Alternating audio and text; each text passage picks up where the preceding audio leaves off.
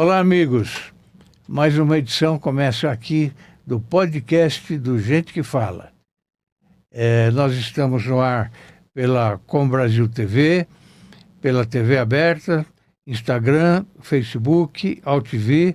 E eu peço a vocês, por favor, entrem no YouTube e se inscrevam e ativem o sininho que aparece lá aqui, tá bem?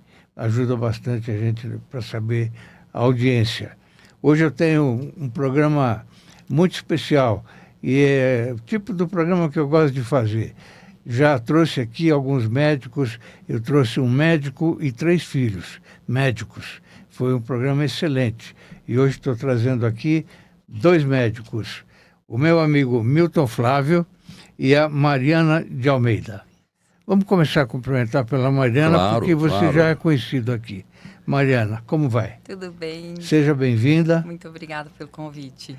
O prazer é meu de você estar aqui conosco e vamos conversar um pouquinho. Olha, pai e filho, Milton, sua filha, bonita, hein, sua filha? Pois é, puxou para a mãe. Puxou pela mãe, tá certo. Mas é um privilégio, viu, Fausto, essa oportunidade que você me dá de estar com a Mariana, né? Minha única filha mulher, né? Foi a única que seguiu a minha carreira de médica e me cobra muito, porque quando ela virou médica, eu virei político. Mas de quando em quando, mas acho que até a primeira vez que a gente faz um programa juntos, com essa característica, nós pudemos dividir espaço.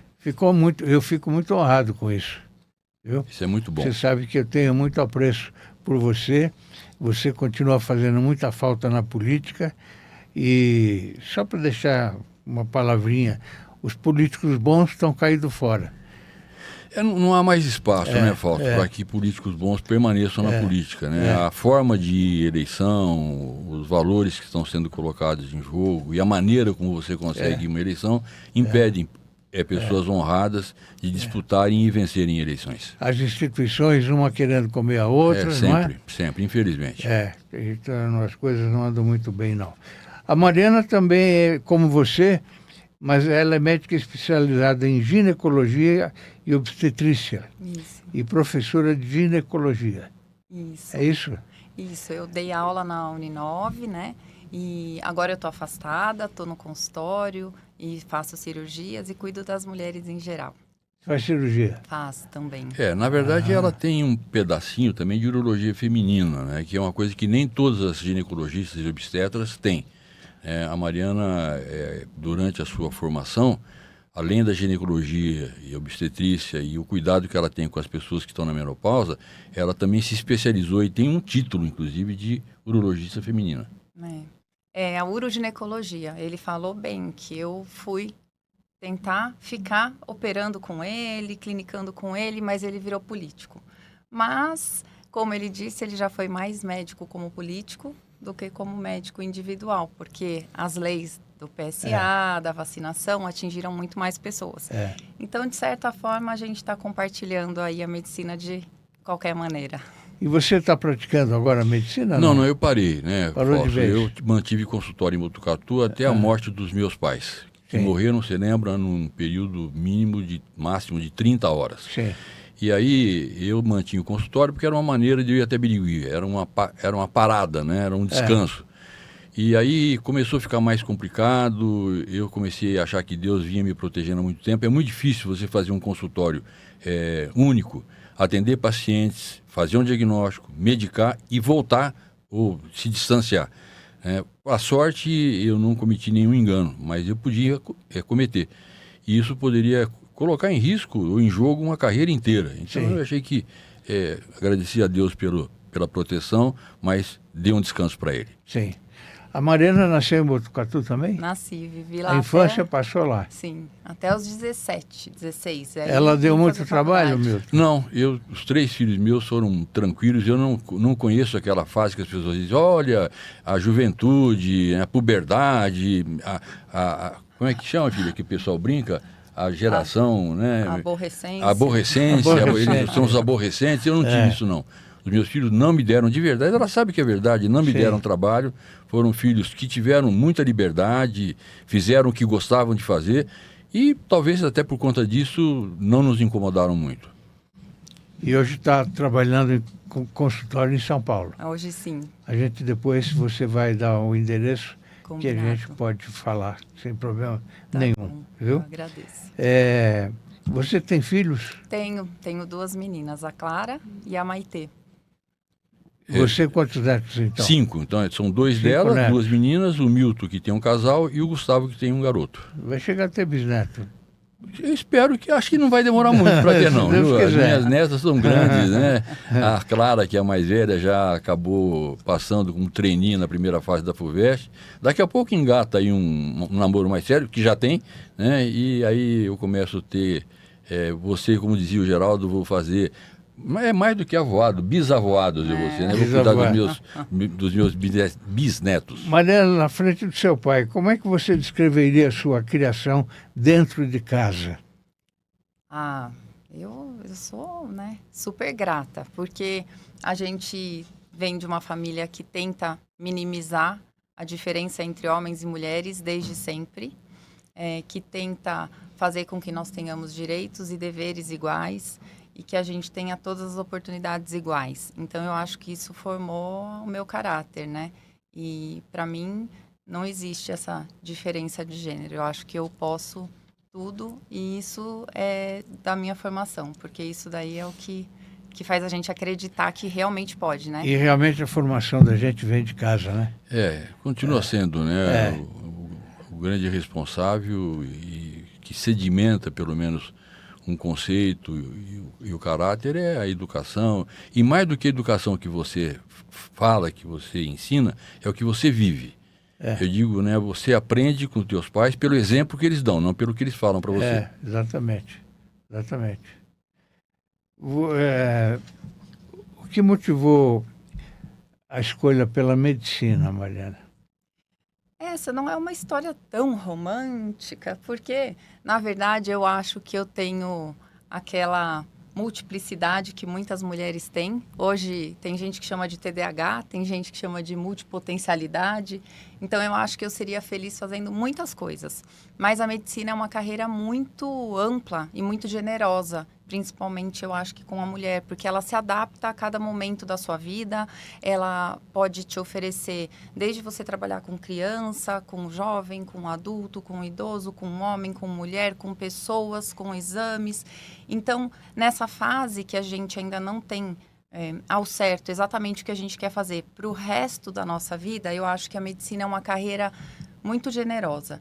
E eu gosto muito de conversar. Então, a medicina me oferece passar o dia conversando com as minhas pacientes, que se tornam grandes amigas. Então, e gosta de gente, né? Gosto de gente. Gosto. Isso aqui é importante para qualquer médico, eu, Fausto, quando esses dias me perguntaram, né, Milton, você gostava de ser deputado, né? Era a tua preferência? Eu disse, não. A coisa que eu mais gostei de fazer na vida foi dar aulas. A Mariana sabe disso. E fui um professor diferenciado. Sempre tive um enorme prazer de dar aula, de ensinar. Né? Para mim, dar aula era estar num palco. Né? E eu tinha que cativar o meu aluno. E eu terminava as minhas aulas dizendo, agora vocês sabem disso tanto quanto eu. Eu tentava passar tudo o que eu sabia para os meus alunos de uma maneira que pudesse ser apreendido naquele momento. Depois, Fausto, era atender doente. E como última ação era operar. E depois de operar, ser deputado ou fazer política. Então essa era a ordem, né? E a Mariana sabe que é verdade, porque nós conversamos isso em família. Antes de eu decidir pela política, nós combinamos que eu faria política, mas não abandonaria a família. E isso foi uma coisa que me atrapalhou na política, mas foi um ganho muito grande, né? Eu ter conseguido manter essa boa relação familiar. Mas você conseguiu concatenar tudo, né? Com certeza, né? Os fins de semana eram todos dedicados para a família. Não abria mão. Isso me atrapalhou, Fausto, mas não importa, né? Me atrapalhou para fazer a política tradicional, mas eu não queria fazer a política tradicional, né? Não ia abrir mão do espaço que eu havia conquistado e que me garante hoje um relacionamento absolutamente tranquilo, profundo, respeitoso, carinhoso. Né, mas eu não acho que atrapalhou não, porque você foi um excelente político, né? Inclusive líder do governo do Mário Covas, né? Mário Covas, Geraldo de Serra. Então. O Serra eu fui vice-líder, mas com funções de líder. Depois você foi secretário. Atrapalhava também na eleição. né? Não na atividade política. Atividade política eu sempre tive muita facilidade, você acompanhou.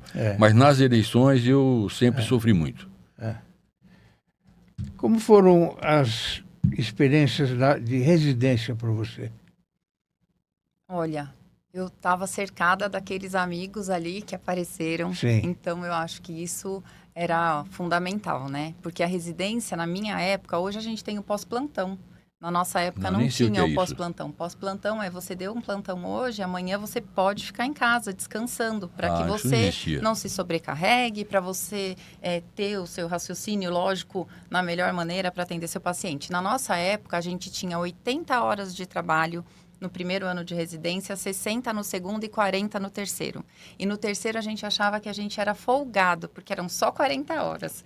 Então, lógico que era uma época muito puxada, mas uma época muito rica, né? E quando você está muito junto, você faz grandes amigos. Então, eu tenho amigos da vida inteira que eu convivi nos períodos de maior tensão e maior alegria. E esse período da residência é muito bom. Você se formou em que faculdade? Na USP. Na USP. E fiz a residência no HC. Então, era um lugar muito rico de conhecimento, sim. de exemplo. Tanto a USP como a HC Sou só tem a muito aprender, grata. né? Sim, Só sim. tem a aprender. Vocês discutem casos clínicos em casa, em família? Às vezes, sim. Quando dá dúvida, sim. Porque como eu fui para essa área da uroginecologia, eu, quando tenho um caso mais difícil, às vezes eu falo, pai, e aí? Olha, eu já tentei isso, aquilo, O que aquilo. você acha? Até porque ele tem uma bagagem de uma época em que não tinha, né, todos os medicamentos que tem hoje. E ele teve que dar jeito com outras coisas que hoje parecem ultrapassadas, mas que não são ultrapassadas. Elas podem ainda ser as únicas que vão tratar as exceções. Então, é muito válido. E agora eu aprendo com ela. Porque de quando em quando fala, Mariana, o pai fazia assim, como é que é agora?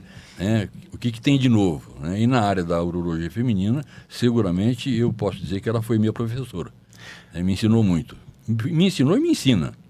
Hoje ainda existe aquele tabu entre pacientes e quando vão tratar de saúde íntima, não é? Sim, sim. Por que isso? Eu acho que é pela Já era nossa hora de ter criação passado mesmo. isso, né? Mas eu acho que a cada dia a gente tem falado mais sobre a saúde da mulher. Quando a gente olha para os estudos antigos, a mulher era vista como um pequeno homem. Então, a gente sabe que a nossa biologia é totalmente diferente. Então, a quantidade de músculo que a gente tem no corpo é diferente. A quantidade de gordura que a gente tem no corpo é diferente. Isso interfere na absorção, na excreção, na metabolização de todos os remédios. Então, a gente sabe que a medicina foi baseada em estudos masculinos e se extrapolou esse resultado para um pequeno corpo. E cada vez mais os estudos estão sendo feitos com mulheres para descobrir realmente o que funciona para a mulher. E nesse movimento de se olhar para a mulher é que a gente tem quebrado muitos tabus. Porque antes, como a medicina falava muito da saúde masculina, não se abria esse espaço para a mulher. Tem uma outra característica que é muito importante. Hoje, nas faculdades de medicina se formam, se eu não me engano, 3 vezes mais mulheres do que homens. Você pegando todas as faculdades em geral. Então, a gente... Como mudou, hein? Mudou. Na minha turma de 70 alunos, nós tínhamos 7 mulheres. 7 ou 8 mulheres. Era um muito, muito pequeno. Então, eu acho que a mulher entrando na medicina, ela traz, né, esse grande olhar feminino para a saúde da mulher. E também essa conquista de espaço da mulher na sociedade faz com que a mulher agora tenha direito de questionar o seu médico ou até a sua parceria, se posicionar perante a sociedade, e aí ela começa a exigir algumas respostas que antes ela não podia ter. Mas que nós ainda somos uma sociedade machista, nós somos. Então, muitas vezes não é permitido para a mulher falar, principalmente da sua intimidade, sexualidade e até do seu emocional, que muitas vezes é visto como se fosse uma coisa frescura. né? E que não é, a gente sabe que o cérebro é um órgão maior do que o pâncreas, um órgão hormonal que é umas 10 vezes maior que o pâncreas. Então, imagina se uma diabetes faz esse mal que faz, imagina um distúrbio no cérebro que é 10 vezes maior, né? Então, eu acho que com esse conhecimento as mulheres vão começar a quebrar o tabu. Mas houve um silêncio muito grande por essas questões. E na minha área, que eu trabalho bastante também com menopausa, a gente teve um estudo que foi lançado há 25 anos, o WHI, que era um estudo que foi realizado com terapia de reposição hormonal. E que foi escolhido um público errado para esse estudo. Eram mulheres que eram doentes. E quando elas receberam a terapia de reposição hormonal naquela época, com aquelas doses, por aquela via de administração, aumentou o número de mortes por doenças cardiovasculares, né? Então, infarto e também AVC. E aí, a saúde da mulher, ela chegava até a gestação. E quando chegava na menopausa, no climatério, ela se calava, porque esse estudo fez com que as mulheres tivessem medo de continuar o seu cuidado, que principalmente nessa época se baseia também em questões hormonais. E agora, graças aos novos estudos, inclusive faz menos de um mês o FDA tirou uma tarja preta que ele tinha, um anúncio preto, era o black box, que falava em qualquer remédio que tivesse hormônio, que aquele hormônio poderia gerar câncer e doenças cardiovasculares em mulheres. E faz somente um mês que o FDA americano pôde retirar essa tarja. Então, a gente sabe que muita gente fala, as mulheres dessa geração inventaram a menopausa, inventaram o climatério. Isso não existia. Não existia há muito tempo, porque as mulheres morriam cedo. Há pouco tempo, porque a gente tinha medo desse estudo WHI. E agora, ela não está inventada, ela só está visibilizada e tratada. Qual é o maior desafio hoje para o médico brasileiro, Milton? Olha, acho que para o médico, de maneira geral, né, é competir com a inteligência artificial ou aprender a utilizá-la a favor do diagnóstico e do tratamento do paciente. Eu não tenho medo da inteligência artificial, eu tenho medo do mau uso da inteligência artificial. E a outra coisa que é muito importante, vale para mim e não vale para a Mariana, porque ela faz em excesso até, é continuar garantindo, né, que o médico continue conversando com o seu paciente. Hoje, Fausto, você sabe disso. Você vai num consultório e corre o risco do médico não perguntar o seu nome. Ele vai atender você com o computador ligado. É verdade. Olhando só para a tela. E a interação é muito pequena. Eu sei porque a Mariana faz isso, quer dizer, né, ela não vê como é que se diz, o diagnóstico que aparece no final de um exame. Ela vê o exame, não apenas aquele exame que ela eventualmente teria uma indicação mais direta para patologia uroginecológica, ela vê o paciente como um todo. Mas isso é raridade. Hoje você vai num doente, num dermatologista, né, ele passa um screening em você para ver como é que tuas pintas estão, pergunta se você tem algum problema e te dá eventualmente um diagnóstico ou te dá uma informação de que você está muito bem. Não é verdade. Se você olhar com mais cuidado para esse seu paciente, mesmo na dermatologia, você pode encontrar sinais outros que não são de melanoma ou de uma lesão de um câncer ou de uma hiperceratose. Ela pode estar te dando indicativos adicionais que numa conversa você pode eventualmente suspeitar de uma outra patologia que está nesse momento ainda submersa ou não evidente. Então eu acho, Fausto, que eu vejo que para a medicina, né, a grande dificuldade que é manter esse contato vivo entre o médico e o paciente e usar a inteligência artificial a nosso favor e não contra nós. Você acha que hoje os homens estão procurando mais os médicos, não? Não, eu acho que as mulheres procuram mais os médicos do que os homens, né? O homem tem uma tendência a se sentir super potente, super homem, capaz de tudo e com saúde para enfrentar todas as suas dificuldades. Inclusive, no climatério masculino, o homem vai muito pouco, né? Veja bem, Fausto, o diagnóstico do câncer de próstata, que deixou de ser um tabu por conta de uma lei minha em São Paulo, que virou um projeto nacional, é um aspecto. O câncer da próstata é um aspecto. Quantos homens perderam seus casamentos porque não cuidaram da sua saúde sexual e acabaram não conseguindo, até porque entendiam, não é mais a época de fazer isso, desculpa, sexo você faz até morrer, né? Você muda a maneira, a qualidade do teu sexo, mas você tem, eu diria, até a obrigação de manter com a sua companheira um tipo de atividade sexual que muda, eu reafirmo, com a idade, né, Mariana? Mas que é prazerosa a vida inteira. O homem não pensa nisso. O homem acaba, depois de um certo tempo, às vezes entendendo que isso faz parte, ou então ao contrário, né, achando que pode tudo, toma todas as bombas que as pessoas Sim. fazem para manter um padrão perigo, sexual, né? que ele não tem condição e nem obrigação de manter.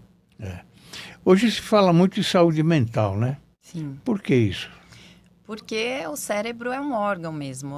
Antigamente eu acho que a gente imaginava que ele era um balãozinho do Maurício de Souza, né? O cérebro é um pensamento. Ele não é um pensamento. Na verdade, ele é o centro do computador, que é o corpo. Ele é o HD. E é de lá que saem todos os comandos. A gente fala muito para o paciente. Você martelou o seu dedo. O que está doendo? É o seu cérebro. Porque o seu dedo não sente a dor. Quem sente a dor é o correspondente do seu dedo no seu cérebro. Sim.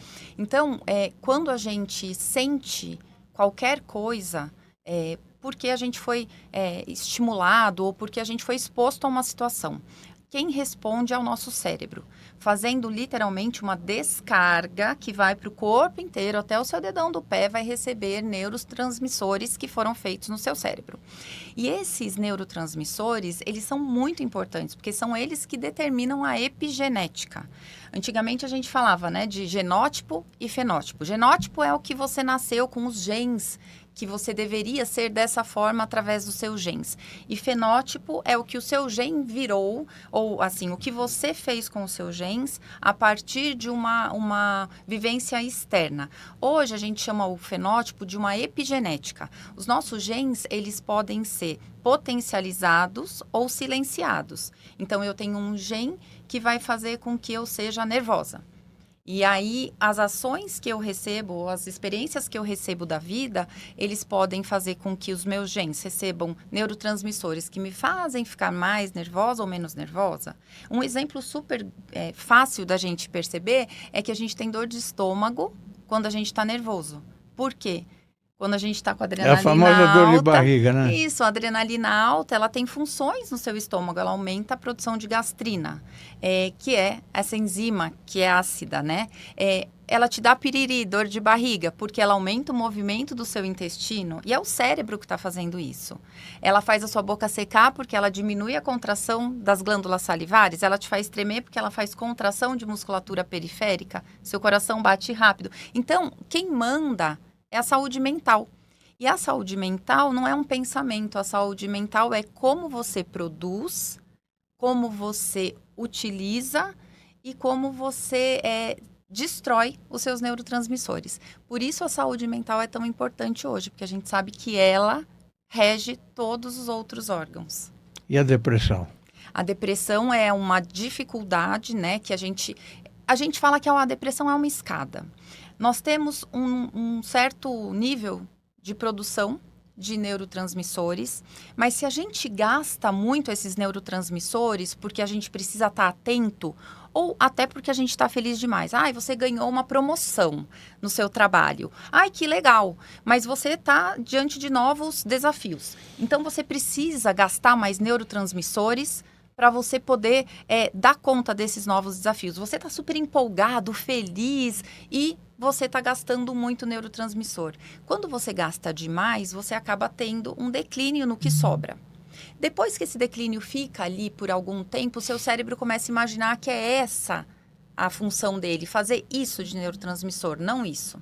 E aí ele começa a fazer um pouco menos de neurotransmissor, mas você continua a gastar e abaixa de novo o seu nível. E isso vai descendo se você está exposto, né, a uma atividade ou estressante ou uma hiperatividade cerebral, até que você chega a um nível de produção de neurotransmissores que falta neurotransmissores para funções fundamentais, como comer, como tomar banho, como sentir prazer, como ter vontade de viver. E aí a gente chama isso de depressão, mas a depressão é a queda.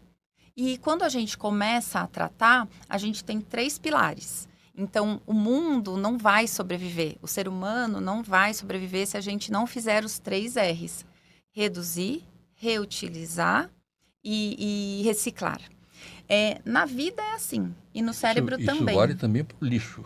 Para tudo. É o lixo, é as relações humanas. E no nosso cérebro, a gente pode reduzir estresse, gasto de neurotransmissor e reciclar através de terapia. A gente pode reduzir. Esse não é meu problema. Então, eu não vou mais gastar os meus neurotransmissores, é a minha saúde mental. Porque esse problema não me pertence. Saber essa divisão é muito importante. Uma outra coisa que é muito importante é você conseguir reciclar. Que é você ver alguma coisa acontecendo e antes você sentia de uma forma e hoje você recicla. E você fala, tudo bem, eu vou usar isso para o meu bem. Eu vou levar isso como um feedback e não como uma agressão. E o reutilizar só é possível através de medicações. Então, quando a gente está deprimido, muitas vezes as pessoas têm medo de tomar a medicação e ficarem indiferentes. A medicação antidepressiva ou ansiolítica, os neuromoduladores, que são todas essas medicações, né, que acabam mexendo com os nossos neurotransmissores, eles têm uma regra. Se ele te distancia do seu eu, quando você toma ele não está sendo um bom remédio para você. Mas se ele te traz de volta para quem você sempre foi, esse remédio está sendo bom. Então, isso é uma maneira de você ver se esse remédio está sendo perigoso ou não. A maioria dos remédios não causa dependência. E a maioria dos remédios não precisa ser para sempre. Se bem que, assim como obesidade, hoje a gente sabe que depressão também pode ser uma doença crônica. Porque é o formato do cérebro daquela pessoa que tem uma tendência de fazer neurotransmissores daquela forma e por isso tem uma tendência à depressão. Então, vem o papel ali do psicólogo, de todas as terapias, da sua qualidade de vida, da medicina do estilo de vida para, né, fazer a sua estrutura de vida mais saudável para que você possa não entrar e sair da depressão muitas vezes ao longo da vida. Mas a gente não é imune à vida, então muitas vezes a gente vai acabar tendo períodos de depressão e procurar o profissional psiquiatra, ou o seu ginecologista, ou o seu urologista, ou o seu geriatra clínico geral, alguém que olhe para você, é fundamental para que você decida se você precisa de uma ajuda medicamentosa para reutilizar esse neurotransmissor que você poderia usar uma vez e jogar fora, ou usar ele 10 vezes. Aquele que você mesmo produziu, você pode usar ele 10 vezes e assim você produz pouco, mas utiliza muito e aos poucos a sua escadinha volta e você sai desse quadro de depressão. Então é um quadro muito prevalente, mas tratável. Uma pergunta para os dois. Como é que vocês enxergam o futuro da urologia? A urologia? É. Olha, Fausto, eu acho que como toda especialidade, ela vai continuar existindo, né? Muitos problemas já foram solucionados, resolvidos. Hoje o câncer de próstata é um câncer tratável, desde que diagnosticado precocemente. Mas vai ter sempre aquele paciente que não vai fazer o seu dever de casa. Eu não acredito que é possível que surjam novas bactérias, novos vírus, que eventualmente acometam o trato urinário e que possam provocar doenças que hoje nós não conhecemos. Mas eu diria que o futuro da urologia é, de novo, incorporar aquilo que vem sendo oferecido, né? Hoje você tem cirurgias robóticas, feitas inclusive à distância, né? Mas isso não muda o principal, que é o diagnóstico prévio. Não muda a indicação, que também pode ser feita pela inteligência artificial, mas merece sempre uma condução, uma reavaliação e uma checagem do ser humano. Então, eu só espero que a gente possa continuar olhando no olho dos nossos pacientes.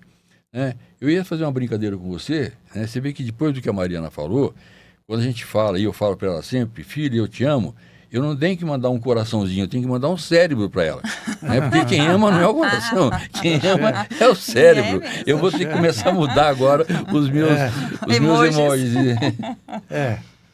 Essa questão urológica para a mulher, enquanto a mulher tiver filhos, a questão da incontinência urinária ela é muito prevalente. Então, eu acho que a mulher vai continuar tendo algumas doenças que são próprias da anatomia.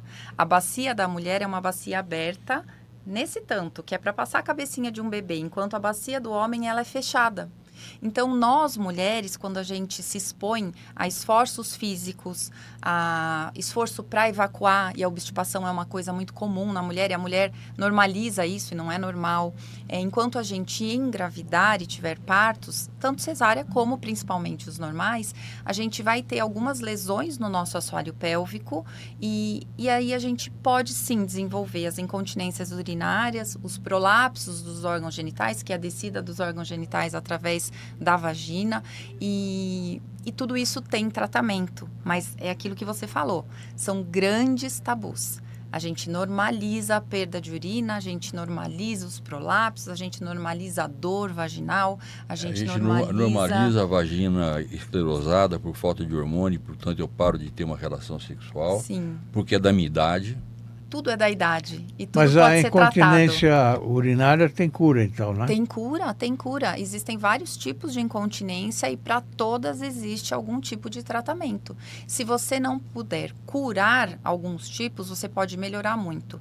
E o objetivo é trazer qualidade de vida e liberdade para as mulheres. Sim. A partir do momento que isso foi atingido, mesmo que não seja uma cura, o seu objetivo já foi atingido.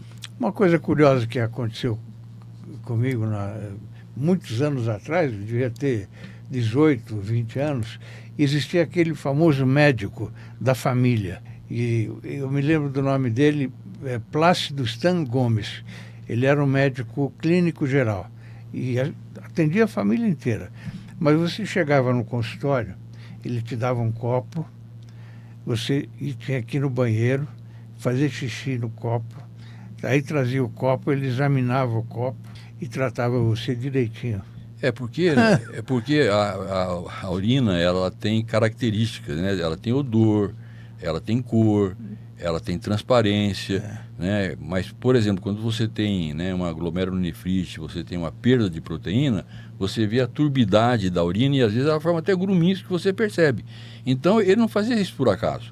Né? Ele estava exercitando no consultório, né, um exame que é clássico. No exame de urina tipo 1, uma das coisas que é feita inicialmente é analisar exatamente essas coisas que ele fazia no copinho. Mas é isso que falta, né? Eu acho, hoje em dia. Tem muito médico de papel. O paciente senta e ele não olha para o paciente, ele fala, o que você veio fazer? Eu vim fazer meus exames de rotina.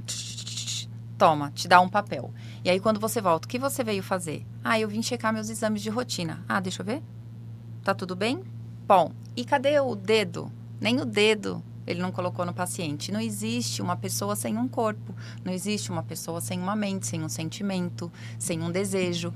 E se você quiser fingir que você está tratando, você pode fingir. Mas se você quer tratar de verdade, você tem que olhar para o ser humano. Não dá para olhar para um papel. Ser médico bom é outra coisa, né? Mas isso faz parte da vida. Eu não gosto de médico que não conversa. Eu quero conversar com o médico. Eu também. Eu gosto de... O que você está falando, eu caio fora, sabe? Eu falta um pouco de vontade, já discuti isso com a Mariana, de num certo momento voltar a fazer clínica urológica. Mas para fazer exatamente isso, conversar com o meu doente idoso, né, para eventualmente diagnosticar, orientar, acalmar, né, estimular, né, dar para ele alternativas para que ele possa ter, né, ao longo desses próximos 30 anos, né, uma vida tão feliz como ele tinha quando ele tinha menos de 60 anos, por exemplo. Porque há essa leitura, né? Meu pai é velho já, o meu marido é velho. Não, é mania dele. Né? Não, ao contrário. Né? Eu estou brincando de escrever um livro falando sobre as minhas gavetas. Você tem oportunidade de abrir gavetas todos os dias da sua vida, até o último dia da sua vida. Né? Você encontra alternativas, você pode mudar o padrão da sua existência, você pode buscar, né, novas oportunidades e continuar sendo feliz, né, porque você conseguiu se realizar ou executar coisas que você imaginava que você não poderia fazer. Você já está escrevendo o livro? Tô com ele já na fase, tô burilando o livro, né? Não sei se vai ser bom. Esses dias, brincando, eu conversei com o editor, Mariana, e ele me falou, quantas páginas você já tem, Milton? Eu falei, eu tenho umas 60 já. Então isso não é um livro. Você me conhece, eu disse, mas é o que eu tenho. né? Aí saí da academia, fui para casa, pensei, enquanto tomava banho, falei, puxa vida, né? O Paulo não me entendeu. Porque se o meu livro não for bom, é bom que ele seja curto, ele acaba logo. E se ele for bom, é muito bom, porque aí o cara compra o próximo que eu vou escrever, né? Aí eu me senti feliz e fui trabalhar contente com isso. Mas eu tenho a impressão que eu vou chegar do tamanho que o Paulo quer. E eu espero, né, que esse livro, que é um pouco de memória, mas não é só de memória, Fausto, é uma memória, é uma vivência e uma história de um ser humano que ao longo da vida fez muita coisa, mas sofreu também bastante. E esse sofrimento, as depressões que eu tive, e eu as tive, né? Estou saindo de uma agora que durou quase 1 ano e meio, né, filha? Com muita briga, sem poder parar, né? E de novo acreditando, né, que a vida pode ser bela. E realmente é, né? É bela. É só a gente se cuidar. Você, como é que foi a sua experiência lá em Botucatu quando você era secretário de saúde? Olha, foi muito exitosa, Fausto. Tanto foi exitosa que em um ano e um mês de exercício da minha atividade, eu virei candidato, ganhei uma eleição, saí eleito de Botucatu, uma cidade que não elegia deputado há 50 anos, e tive 48% dos votos válidos, concorrendo com 8 candidatos a deputado da cidade. Isso eu consegui não só com 1 ano e um mês de exercício da Secretaria de Saúde e Meio Ambiente, mas com a minha atividade no consultório, a maneira como eu atendia, eles sabem, né, a relação médico-paciente que eu tinha, talvez seja ainda hoje a coisa mais importante que eu consegui desenvolver. Eu tinha sido diretor do HC de Botucatu durante 5 anos, eu tinha sido presidente do Rotary e tinha uma vida social. Tinha filhos que eram muito... Tinha um relacionamento intenso, humano, né? Muito intenso. E isso me fez um indivíduo múltiplo, como ela disse, nós somos muito parecidos, é um indivíduo múltiplo e que tinha na cidade uma boa imagem. Isso, Fausto, permitiu que com o exercício da Secretaria em Botucatu eu pudesse conquistar a confiança das pessoas e ganhar a eleição. Mas, de fato, eu fiz uma gestão muito, muito forte, muito sólida e com resultados muito visíveis. Eu criei em Botucatu, na época, o chamado Passe Saúde, que era assim, a gratuidade no transporte urbano para pacientes enquanto eles faziam exames. Então, muito do que ele fazia, ele tinha que ir até a faculdade. Um tratamento, por exemplo, de uma patologia de coluna, ele tinha que fazer lá 20 sessões. Uma doença psiquiátrica, ele tinha que ir toda semana para a faculdade. E às vezes ele não ia, ele abandonava o tratamento porque ele não tinha como pagar a passagem. Então eu criei em Botucatu o Passe Saúde, que era dado pela enfermeira no pós-atendimento, que te dizia quantas vezes você podia usar aquele passe para fazer o tratamento. Eu dizia, por que quantas vezes? Porque se você tinha que fazer 20 vezes, ela te dava 10 passes. Para quê? Para você voltar no 10º passe e trazer a resposta, demonstrar que você efetivamente estava indo até o teu hospital, até o teu ambulatório, cumprindo com aquilo que estava planejado. Se você tinha cumprido, a gente dava mais 10. Então, foi uma coisa impensada. Você imagina, de repente, aquele paciente que abandonava tratamentos porque não era capaz de pagar, poder ser acompanhado e poder acompanhar esse tratamento todo sem gastar nada no ônibus. Isso foi uma das coisas que a gente fez e que impactou muito a cidade. Isso foi muito bom. Olha, está aparecendo aí o nosso portal, Orbis News.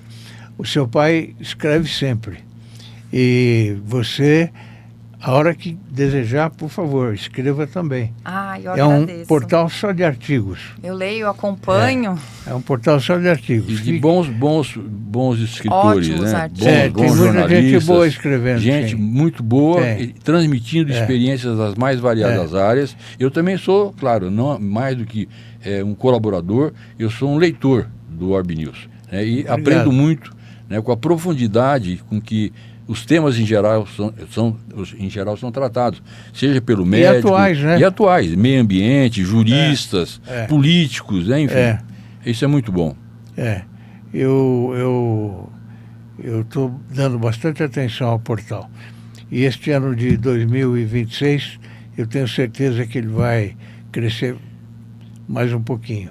E aguardo o seu artigo, hein? Ah, sim, eu agradeço. Conheça o Prevente Mais, o plano da Prevent Senior para somar saúde. Com unidades temáticas exclusivas, cada cuidado se transforma em uma experiência única. Uma ampla rede credenciada, sempre perto de você. Remoção aérea que garante segurança em qualquer lugar. É mais confiança, mais qualidade e mais tranquilidade que só o plano pioneiro em cuidado com sêniors pode oferecer. Prevente Mais, porque cuidar bem é entregar mais.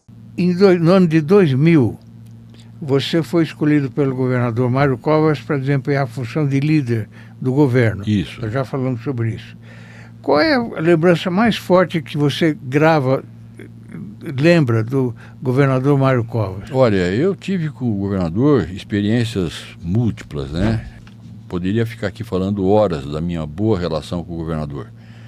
Sofri muito, né? Foi uma das poucas vezes que eu chorei de dor, foi com a morte dele, né? Foi uma coisa que impactou muito para mim, é uma coisa que não foi superada, né? Não conheci político mais capaz do que o Mário Covas, mas o que eu me lembro, Fausto, foi quando ele já estava doente, nesse momento em que ele me indica para ser líder do governo, estava com câncer e ele sabia que ele tinha pouco tempo de vida, porque nunca foi escondido. Eu me lembro, no dia que ele foi operado, eu estava com o José Guedes, no Hospital das Clínicas, e quem o operou foi o Sami Arap e o Pompeu. O Sami Arap era um amigo. Eu tive, durante certo tempo, uma relação e um prestígio muito grande na urologia de São Paulo. Eu fui eleito, numa certa ocasião, urologista do ano no estado de São Paulo. Então eu era um urologista de destaque e conhecia muito bem o Sami Arap. E o Pompeu tinha sido aluno da primeira turma de Botucatu, então eram dois amigos. E quando o Pompeu e o Sami saíram da cirurgia, eles nos disseram, e a mim em particular, que era urologista, olha, o Mário tem um câncer atípico de bexiga, invasivo, né, já acometeu órgãos vizinhos, gânglios, e ele, infelizmente, tem um período de vida limitado, não há o que se fazer, a não ser um cuidado paliativo. E o Mário sabia disso. Então, quando ele me indicou para ser líder do governo, ele me chamou e disse, olha, líder, eu sei que o pessoal da Assembleia vai te pressionar, mas eu não sei se existe vida futura. Eu não tenho certeza disso. Mas se existir, eu quero ter um espaço lá. Se não existir vida futura, eu quero ter um nome limpo na história. Portanto, diga para os seus amigos, foi bem a palavra que ele falou, né, que se eles me pressionarem além da conta, eu vou para a imprensa e digo o que eles estão pedindo. O que eu fiz? Fui para a reunião do Colégio de Líderes e reproduzi o que o governador tinha me dito. E disse, companheiros, o Mário já era duro, vai ser mais duro ainda. E, portanto, nós vamos ter que estabelecer uma nova relação, uma nova maneira de conversar. Nós vamos ter que encontrar meios e formas de viabilizar esse relacionamento que nós vamos ter na Assembleia. Tanto assim, Fausto, que quando o Mário morreu, ato contínuo, eu fui até o Geraldo, e talvez ele não tenha entendido isso, e pedi demissão da minha função de líder do governo. Por quê? Porque eu não conseguiria mudar a minha relação. Eu tinha tido uma relação muito produtiva, mas muito dura com os deputados. E eu achava que o Geraldo precisava de um líder do governo mais acolhedor do que eu, né? Que pudesse ter com a Assembleia uma nova relação. E ele não só aceitou a minha demissão, como nomeou o meu substituto, o Duarte Nogueira, sim, que era meu vice-líder. Né? E era meu vice-líder e foi escolhido no momento em que ele ainda não era do PSDB. Eu precisei convencer o Mário Covas, que não fazia isso, de que eu podia ter um vice-líder de outro partido. E durante esse período em que o Duarte foi vice-líder, ele acabou virando do PSDB e virou um vice-líder, virou prefeito de Ribeirão Preto e fez muitas coisas boas na política. Mas a imagem mais forte que eu tenho do Mário, ele me dizendo isso: diga para os seus amigos que se eles me pressionarem além da conta, eu vou para a imprensa. O que você mais admira do seu pai, Mariana? Eu acho que é a ética. Porque a ética permeia tudo, né? Permeia o jeito que ele trata a gente, qualquer outro ser humano, como ele trabalhou como médico, como político, como ele se relaciona com qualquer coisa do mundo. Então, eu acho que é a ética. E você, o que mais admira na sua filha? O fato dela ser íntegra, ser inteira e de estar enfrentando desafios, né, que são muito importantes em uma mulher moderna. A Mariana rompe barreiras. O nosso relacionamento não foi um relacionamento comum entre pai e filha. Nós tivemos uma relação muito próxima. E eu sou muito grato por isso e continuamos tendo essa boa relação. Muito respeitosa e ao mesmo tempo inteira. Era exatamente, eu tratava a Mariana com os mesmos direitos, liberdades e deveres que os meninos tinham. E a Mariana, nessa sua atividade múltipla que ela tem, como ser humano, ela mantém essa qualidade, e ela luta não apenas para que ela possa... Forte, bonita. Luta... Olha a minha arte, que linda. Isso foi um presente que eu recebi no Dia dos Pais. E o que está escrito aí? Você lembra, Mariana? Pai, amor... amor igual ao seu eu nunca mais terei. Então, eu durmo com essa camiseta até hoje. Eu tenho 2 camisetas que ela me deu. Essa e uma que ela tinha. Há muitos mitos, mas também há Miltons. E eu durmo. Quando ela sabe, eu viajei agora para a Itália, levei essa, eu tinha usado, estava lavando, mas eu levei a outra camiseta. Então, é a minha camiseta de dormir. E eu me sinto protegido, acolhido por ela todos os dias. Que homenagem, hein? É para ele ficar comigo. Mariana, qual foi o maior aprendizado que o seu pai te ensinou? Para escolher um é difícil. Eu acho que ele continua me ensinando. Então, eu só vou poder te responder isso, acho que quando eu for morrer, porque cada hora vem um melhor. Mas eu acho que essa capacidade de enxergar o próximo como a nós mesmos, todos somos iguais, eu acho que é a coisa mais básica que todo ser humano devia saber. Nos apertos que a vida sempre apresenta pra gente, você liga para ele. Opa! O psicólogo não resolveu, o psicólogo não resolveu, o pai o meu irmão também, a gente... A nossa relação é muito íntima, Fausto.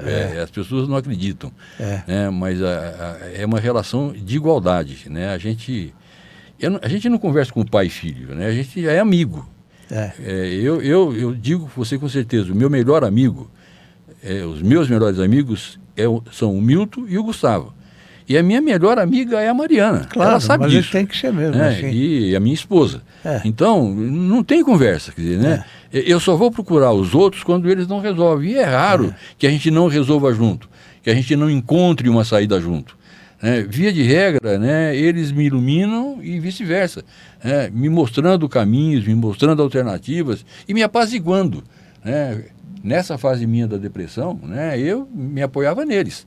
Nos momentos mais críticos, e houveram momentos muito críticos em que eu me assustava e estava assustado com a vida, me achando incapaz para tudo, e eu não tenho vergonha de falar isso, porque isso é natural e é normal, e é muito bom falar disso quando você já superou essa situação, mas era a eles que eu recorria. E era quantas vezes? Eu vou fazer aqui uma coisa que ela, não sei se é possível falar, a Mariana sempre me disse, pai, quando você ficar velhinho, eu vou segurar o teu pinico. Ela já segurou várias vezes. Nas crises que eu vivi, foram eles que estiveram ao meu lado. Uma forma carinhosa, Era uma forma carinhosa, eu vou te acompanhar. E eu não tenho o menor pudor em pedir o pinico. Quando a coisa aperta, chamo, peço água mesmo. E eles vêm, graças a Deus. Como é importante a família, né? Assim, é a base, E essa possibilidade que eu acho do nosso jeito de ser família, que eu acho muito válida, porque a hierarquia, ela deve existir através do respeito, não através da imposição. Então, na minha casa, a gente sempre teve direito de réplica, de discordar, de confrontar, de uma maneira respeitosa, porque todo mundo merece respeito, mas falar, eu não concordo, ou eu não gostei, eu quero que seja diferente da próxima vez. E isso não é em toda a família que a gente tem o direito de conversar, E a partir do momento que você tem direito de falar com seu pai e com a sua mãe dessa maneira, você tem direito de falar sim com o mundo, E sobre essa parte da depressão, uma coisa que é super importante é que depressão também é genético, Então, a minha avó teve, meu pai já teve, outras pessoas da nossa família já tiveram, eu já tive, e isso faz parte. E a partir do momento que a gente quebrar esse paradigma, a gente vai estar todo mundo se tratando e super bem, Eu me lembro, Fausto, que uma vez eu fui convidado pelo Gattais, ele estava fazendo lá uma semana, um mês, de estímulo ao uso, ao uso ou à procura da psiquiatria, porque é uma dificuldade, as pessoas têm receio, têm dificuldade de fazer isso.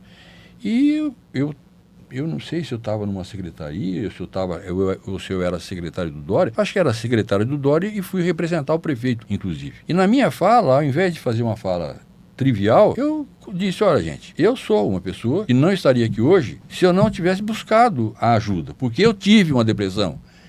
E só estou como estou porque tive a coragem de procurar, né, um médico, um especialista que me tratou e me permitiu voltar a ter uma atividade e está hoje como secretário de um governo. Isso foi tão importante que depois de mim foi falar o Davi. E o Davi falou, eu ia falar formalmente como médico, mas eu vou mudar. Não falou, eventualmente, de uma depressão que ele não tinha. Sim. Mas ele contou da sua experiência quando ele foi fazer um check-up no médico, achou que estava bem e o amigo nosso, Perico, né, encaminhou ao hospital. Ele podia ter morrido ou morrer a qualquer instante. Ele tinha uma estenose importante. Né, e ele disse, nesse momento, eu descobri que eu era um indivíduo falível, mortal, né, com limites. Né? Então, ele dizia, é muito importante que a gente reconheça os nossos limites. E ao reconhecê-los, busque quem pode nos ajudar a enfrentá-los ou a superá-los. Eu queria falar só uma coisa sobre isso. Os homens têm essa criação, né, nessa nossa sociedade que é mais machista. Eles ficam, assim, parece que quem sofre é a mulher, mas na verdade as mulheres sofrem, mas os homens sofrem muito, porque não tem direito a ter sentimento, a expressar sentimento, a ter doença, a cansar, a não dar conta, a pedir ajuda. Então, que vida tão assim, de ter que se provar o tempo todo, que vida pesada, né? Então, quando a gente conseguir essa igualdade, vai ser muito bom. Todo mundo ser falível, todo mundo ser frágil, emocionado, porque é isso que a gente é. E para ter uma ideia do quanto o homem não pode se dar o direito de não estar perfeito, os homens procuram muito menos os médicos do que as mulheres. No meu consultório, eu tenho hoje a gente tem um MEMED, que é uma plataforma onde a gente pode deixar nossas prescrições, e eu tenho um pedido de exame que chama marido, está lá gravado. Por quê? Porque a saúde de uma família, de uma mulher, depende da saúde de todos da sua casa. Claro. E quando ela chega lá, eu falo, quando foi a última vez que seu marido foi ao médico? Ih, doutora, não sei. Então, você já vai levar esse aqui, ó. Esse é o pedido de exames óbvios e necessários que ele deveria ter feito. E aí, você leva, já marca para ele, e você fala, amor, marquei para você. E aí ele faz e leva para um médico. E, inclusive, como nós somos médicos, nós somos generalistas. Eu sou ginecologista a partir de uma especialização, mas eu sou médica generalista a partir da minha formação. E eu tenho maridos de pacientes que passam comigo. Porque eles falam, eu preciso de alguém que eu possa me expressar. E eu sinto que eu tenho aqui um lugar seguro e eu fico à vontade para falar o que eu estou sentindo, os meus medos e como que eu vou fazer agora que eu não estou tão bem. Porque, apesar de eu lutar muito para que climatério e menopausa sejam pauta corrente, a andropausa precisa desse espaço. Porque se as mulheres já têm esse tabu, os homens têm muito mais. E tudo que a gente sente no climatério e na menopausa, os homens também sentem. Mas eles têm que se calar muito mais do que a gente. E quando eles se calam, eles acabam desequilibrando os seus relacionamentos, tanto profissionais como familiares. E isso abala a vida da minha paciente também.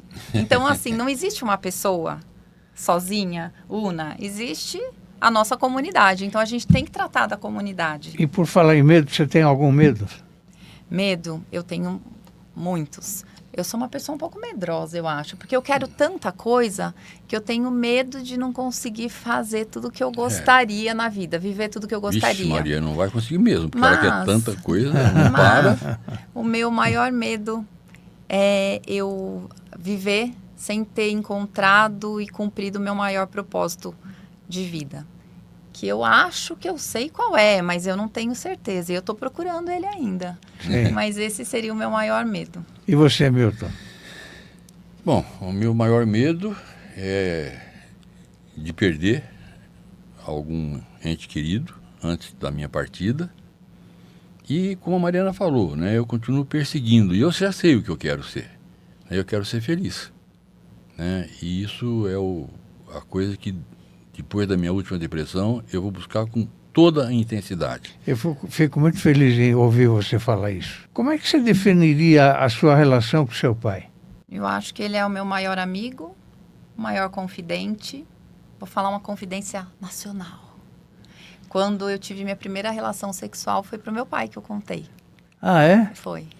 E fui... Normalmente é para a mãe, né? Sim, mas ele era o meu companheirão. Eu vou contar uma coisa que também é confidente, né? Se você sabe, eu me separei da minha primeira esposa. Mantenho Sim. com ela uma relação muito respeitosa, porque é uma mãe exemplar e Sim. não tenho dela, tirando a nossa incompatibilidade de gênios, no resto nós somos absolutamente concordes e parceiros, né?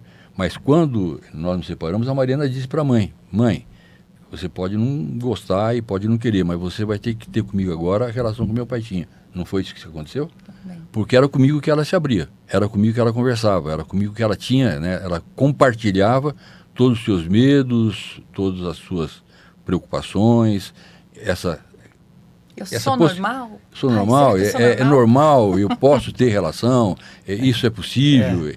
Né? Fui eu que fui o companheiro e o confidente dela. E aliás, continuo sendo, e fico muito feliz, porque também ela é minha confidente.